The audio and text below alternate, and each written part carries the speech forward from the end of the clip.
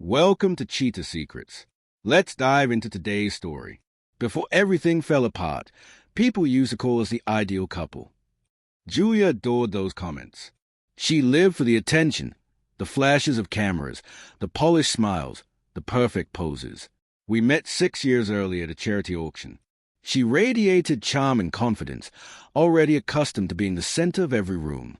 I was the opposite, soft-spoken, patient, more comfortable observing than participating. She once told me my calm balanced the fire. I believed her. For a while, we fit together exactly that way. But with time, her spark turned into a blaze, something bright enough to burn anything too close. Arguments became public displays. Dinners felt like stage performances. I eventually learned that keeping silent was safer than trying to reason with her. Silence became our common language, but we weren't speaking it for the same reasons. I used it for peace. She used it to dominate. And then came that night, her father's grand birthday gala. The ballroom glowed with chandeliers, musicians played soft classical pieces, and nearly 200 guests drifted through the space with champagne flutes in hand. Julia looked like a magazine cover in a shimmering gold dress, soaking up every flash from every camera. Nights like this were her oxygen. I held a glass, barely noticing its faint tremble before it happened. A single sharp slap, loud enough to cut through music and laughter. 200 faces froze mid-smile. The entire hall fell silent. Julia had struck me across the face, right there on the stage beside me. I didn't flinch. I didn't even reach for my cheek. The sting was nothing compared to the crushing silence that followed. Every eye turned toward us. Donors, friends, strangers, even her family. Julia stood rigid, breath uneven, rage twisting her features. "You think you can embarrass me, Henry," she hissed. Her voice cracked, not with remorse, but with fury. Cameras clicked. Flashes erupted. The musicians stopped mid-note. The perfect hostess was now trembling with anger in front of an audience she'd always tried to impress. I didn't say a word. I straightened my suit jacket and stepped down from the stage. "Don't you dare walk away from me," she shouted behind me. I kept moving. Whispers swirled like static. Did she really just hit him? Footsteps followed, her heels slapping the floor, but I didn't look back. I pushed open the glass doors and stepped into the cool night. At my car, I sat for a moment, staring at the faint red mark in the rearview mirror. It already felt distant, as if it had happened to someone else. I started the engine, ignoring the buzzing phone in my pocket. Calls, messages, maybe apologies. I wasn't ready for any of it. I drove with no destination until I reached a quiet coastal town I used to visit before Julia was ever in my life. I watched the waves for hours, replaying the slap not as pain, but as clarity, a line that couldn't be uncrossed. By midnight, my phone vibrated nonstop, but I flipped it face down. Morning came, and suddenly the entire internet knew. Someone had recorded everything. The toast, the slap, my silence. It was everywhere. I watched it once with the sound off. A headline flashed beneath it. Socialite Julia Harlan lashes out at husband during gala. My cousin Robert texted, "Bro, it's everywhere. Are you all right?" I didn't answer. There was nothing to say. I walked along the beach, letting the roar of the ocean wash out the noise of the world. That was the moment I made my decision. No statements, no interviews, no explanations. Let her talk. Let the world talk. I was done contributing to the noise. 3 days later, I couldn't avoid it anymore. Every news site, every social platform, there she was. Julia, sitting under soft lighting, eyes red, voice trembling just enough to seem heartfelt. "I made a mistake," she said. "Henry has been distant." I snapped, "That isn't who I am." People online were divided. Some defended her. Others condemned her. But none of them actually knew us. They only knew the 30-second clip. That night, when I returned to the small room I had rented, I found a note under the door, her handwriting neat and careful. "Please talk to me. I can explain." For a moment, I wondered how she found me. Then I remembered our locations were still linked. I had never disabled it. I didn't respond. But around midnight, her voice came through the door. "Henry, please, just open it. Just for a minute." Her knocking started soft, then harder. I know you're inside. Please, it was a whine. I didn't mean it. You embarrassed me and I. Her voice broke, then silence. Eventually, footsteps retreated, and her car engine faded into the night. The next morning, I moved my savings into a separate account and shut down our joint one. I made coffee and sat near the window. I hadn't spoken a complete sentence since the gala, yet somehow I didn't feel empty. Silence finally felt like control, not defeat. Then, unexpectedly, the truth began to show itself. I was scrolling through event photos online when I noticed something in one of the shots. Julia laughing beside a man, Nathan Cole, one of her father's business associates. His hand rested a little too comfortably on her back. I'd seen that man around before, always overly familiar. I nearly moved on until I caught another detail. His silver watch. The same one I remembered catching the light when Julia left the stage with someone trailing behind her. Curious, I looked him up. There he was, photos from an after-party that same night, wearing the same suit, the same watch. And Julia was beside him, smiling as if nothing had happened. I didn't confront her.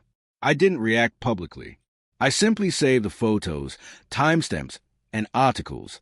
I wasn't gathering revenge. I was collecting truth. A week passed. Then Julia went live again, this time in her living room, lit softly, speaking about forgiveness and two sides to every story. Behind her, on a shelf, sat a framed photo that made my stomach drop. It was Julia and Nathan, in their gala outfits, standing in the lobby of the Haven Hotel. Everything suddenly made sense. The slap, the fury, the panic in her eyes that night. It wasn't about embarrassment. It was about guilt. Something, or someone, had been too close that night, and I became the easiest way to redirect suspicion. I closed the app. There was no need to say anything yet. People who lie eventually unravel themselves. The following week, she switched to a new tactic. She sat in front of a sympathetic podcast host on Hotlines, hands folded, voice soft, gaze lowered. He grabbed my arm first, she whispered. I felt threatened. I overreacted. I regret it. I listened to her interview only once, then shut it off. The lie rolled out of her mouth smoothly, rehearsed to perfection, but fabricated stories always need upkeep, and hers was already starting to crumble at the edges. That same evening, a notification lit up my phone. It was from Fia, Julia's closest friend. We hadn't spoken since the night everything exploded. Henry, I can't watch her keep doing this, she wrote. You should know what she's been saying when the cameras aren't around. Then came the screenshots. Conversations between her and Julia. Messages outlining Julia's plan for the interview, word for word. If people believe he grabbed my arm, they'll sympathize. Women get forgiven faster. I'll cry on camera. It'll work. I stared at the messages, each one colder than the last. Fia sent one final text. I'm sorry. She's not who she used to be. The next morning, I made an appointment with Anthony Cho, an old co-worker who had become an attorney. We sat across from each other in his quiet office while he flipped through the screenshots. Do not respond online, he advised. Let her unravel on her own. When you speak, do it once and back it up with evidence. That night, I received a call from Miguel, the technician who managed the live stream during the gala. Mr. Hart, he said, I saw what's happening. I think you should see something. An hour later, he sent me the full, unedited feed, the entire event from the moment the cameras went live to the moment they cut out. No trimming, no interruptions, pure reality. There was Julia making her toast. To my husband, who thinks silence counts as entertainment. Let's see if he has anything to say tonight. Then her swing, the slap, the shocked gasp from the audience.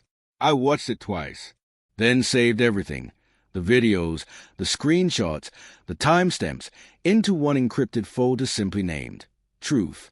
I didn't feel victorious. I just felt steady, like the wind was about to shift in the opposite direction. 3 days later, I sent one email. No dramatic statement. No explanation. Just a link. Recipient, Julia, her father, the charity board she chaired, and the producer of the podcast where she performed her latest lie. Subject line, full context only. Then I closed my laptop and stepped outside for a walk. By midday, my phone was buzzing nonstop. Call from unknown numbers. Messages pouring in. I ignored them. The evidence didn't require my voice. It spoke clearly enough through timestamps, raw footage, and unfiltered facts. By evening, everything had blown open. The entire uncut video spread like wildfire. Headlines flipped instantly. Unedited gala footage reveals complete incident. Questions rise over Julia Holland's claims after full video emerges. People who had defended her now turned on her. Sponsors backed out. The charity board suspended her within hours. That night, Julia called. Against my better judgment, I answered. Her voice quivered. You ruined me, Henry. I stayed silent. Do you understand what you've done? Finally, I spoke. You did that yourself. I was scared, she said. Everyone expects perfection from me. I broke. You hit me in front of 200 witnesses, I replied calmly, and then lied to thousands more. There was only her ragged breathing on the line. Can we fix this? She whispered. No, I said. Some damage doesn't get repaired. I hung up. The next morning, I packed a bag and drove north with no plan except away. Behind me, the headlines kept multiplying. Ahead of me was only road and quiet. 2 weeks after I returned, an envelope showed up. No return address, just my name in her familiar handwriting. I almost tossed it, but curiosity won. Inside was a single note. You've made your point. I've lost everything. Please, let me see you one last time. Not to argue, just to say goodbye. I left it untouched for days. Then, late one night, I heard a car pull onto the gravel. A soft knock followed. I opened the door. Julia stood in the rain, hair plastered to her face, coat soaked through. She looked smaller, worn out, fragile. Henry, she said softly, just listen for a moment. I didn't speak. She stepped closer, trembling. I don't care about the video or the press. I just want you to understand. I made a horrible mistake. I leaned on the doorframe, arms crossed. Which mistake? Her voice splintered. Nathan. I was seeing him. It started before the gala. I thought I could end it quietly, but when rumors began, I panicked. Humiliating you felt easier than being exposed. Each word fell heavy and lifeless. She reached toward my arm. Please, Henry, I still love you. We can leave everything behind. I'll disappear if I have to. I'll delete my accounts. Anything. Just, let's try again. I stepped back. You already disappeared, I said. The night you struck me. Her expression collapsed. She dropped to her knees, crying into her hands. Neither of us moved for a long time. Eventually she rose, wiped her face, and spoke in a fragile whisper. I'll sign the divorce forms. I'll handle all of it. She walked away, leaving a small box on the porch. Inside was her wedding ring, resting on a folded note. I understand now. I didn't respond. Some endings don't need dialogue. Months passed. My life grew unbelievably quiet. No drama, no noise, no chaos. The divorce finalized easily. I signed the documents without reading the fine print.